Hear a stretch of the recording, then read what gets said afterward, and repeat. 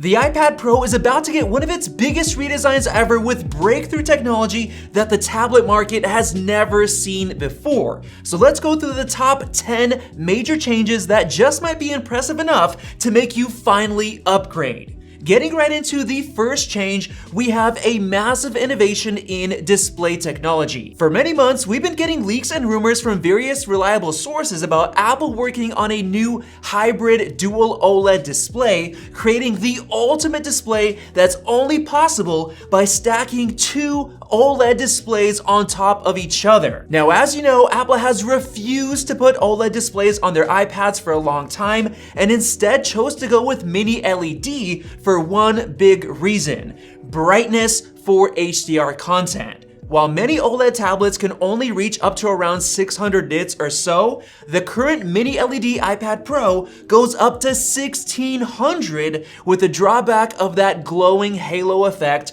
due to the backlight zones. Now, OLED displays, on the other hand, don't have that halo issue. So Apple is gonna tandem stack two of them to double the brightness while also reaping the benefits of the pure black contrast levels and beautiful colors, creating the best of both worlds. But even better, they're using a combination of flexible and rigid OLED tech, which will allow them to make the display panel itself a lot thinner, which leads us into change number 2. Apparently, the new iPad Pros will now be even thinner than they currently already are, which is kind of insane because these iPad Pros that we have seem impossibly thin, especially when looking at the 12.9-inch model. Now, you might think that the thinness is limited by the chip or perhaps the batteries, but no, it's actually the LCD display panel with its many layers which need to be fitted together.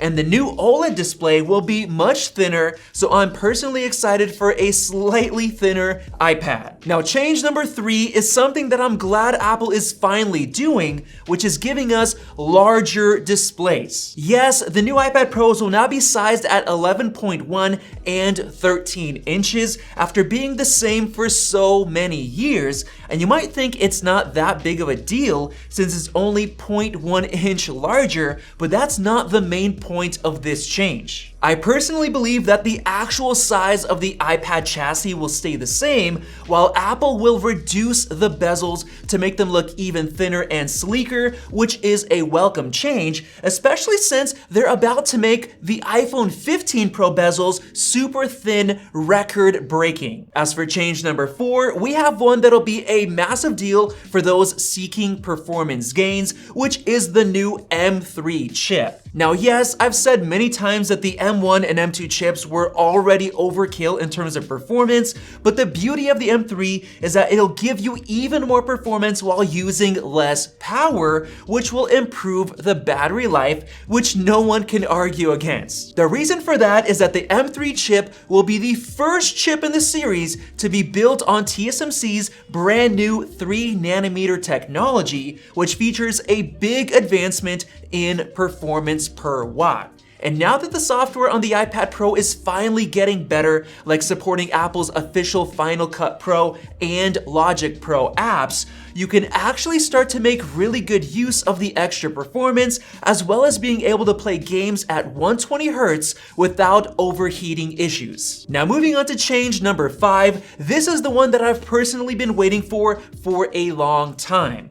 Over a year ago, there were many rumors of Apple redesigning the iPad Pro and adding MagSafe wireless charging to the back of it, with some rumors including Apple working on a new Magic Keyboard with MagSafe charging support. Well, it turned out that we got none of those rumored features with the M2 iPad Pro, leaving us with a disappointing update. But my theory is that all of those leaked features were simply delayed until the M3 iPad Pro, which we're about to get. So yes, I believe MagSafe charging is coming. So essentially, you're gonna be able to grab your MagSafe puck and charge your iPad Pro right on the back of it. This would make it super convenient to use your iPad with MagSafe stands, which will automatically recharge your iPad Pro while having it conveniently properly mounted in front of you. And then this actually leads us into change number 6, which is reverse wireless charging.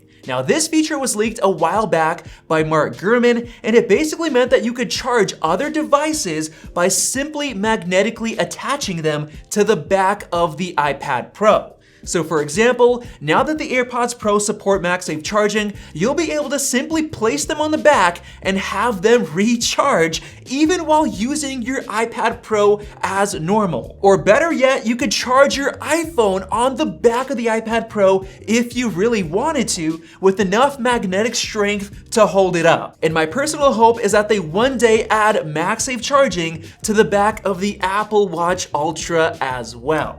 Now, moving on to change number 7, we have something that I'm 100% sure is coming with the new M3 iPad Pro, and that's a landscape FaceTime camera. It was definitely really odd last year when the iPad 10 came with this awesome landscape camera that finally fixed the weirdness of looking off to the side while on FaceTime calls, but unfortunately, Apple left it out on the iPad Pro for one big reason. I think it's because Apple didn't have room for the FaceTime camera and all its sensors and the wireless Apple Pencil 2 charger on the side, so they stuck with the portrait camera orientation.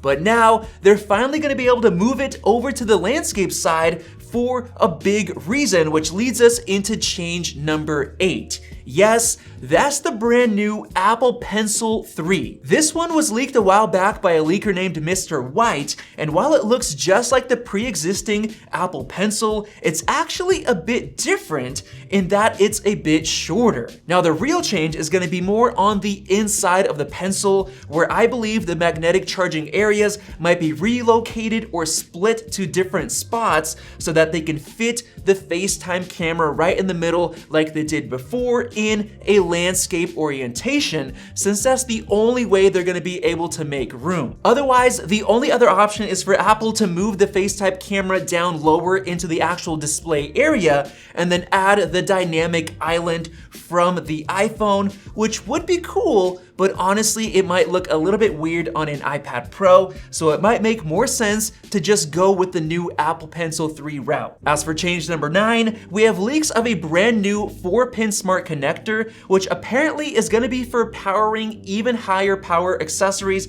than what's supported right now through the current 3-pin smart connector. Now, some people were speculating that Apple was going to add the physical MagSafe 3 from the MacBooks over to the iPad Pro, but I think this could just be a more heavy-duty smart connector that's going to be intended to support better and higher power accessories that need more throughput, like with the new Magic Keyboard case. And then that finally brings us to change number 10, which I believe is going to be some sort of redesign. Now, I know the bezels are going to be thinner, while the actual chassis could likely stay exactly the same, but I have a feeling Apple will redesign something major on this new iPad Pro, like maybe adding a rounded edge design like what's coming on the new iPhone 15 models, or moving certain components around, or even adding a glass panel to the back to support the MagSafe charging feature. Now, I don't know if they're going to be sneaking in a glass logo for wireless charging